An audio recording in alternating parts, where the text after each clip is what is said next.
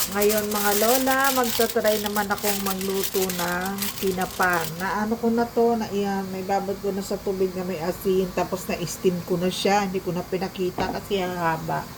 Ngayon, ito, lalagyan natin ng asin, asukal, at saka, ay pusumot nga po. Yung tibag,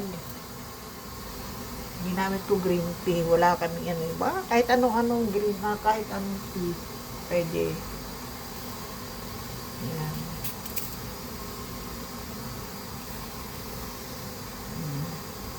Tapos halo-halo.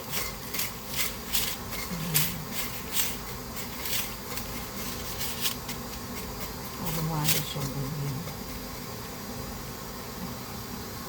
Ayun, lalagay ko na yung steamer niya. Nilagyan ko na siya ng oil para hindi siya tumigas. Ngayon, ilalagay ko na yung isda. Kinakamay ko na kasi baka mamaya madurog. At least ito, may suporta, 2 kamay. Nilagyan ko siya ng mantika para hindi siya dumikit mamaya pagkuha. Nilagyan ko kanina ng, yan, powder siyang isda na yan. Tapos yung natira sa sinaing kong at taksi kung isda.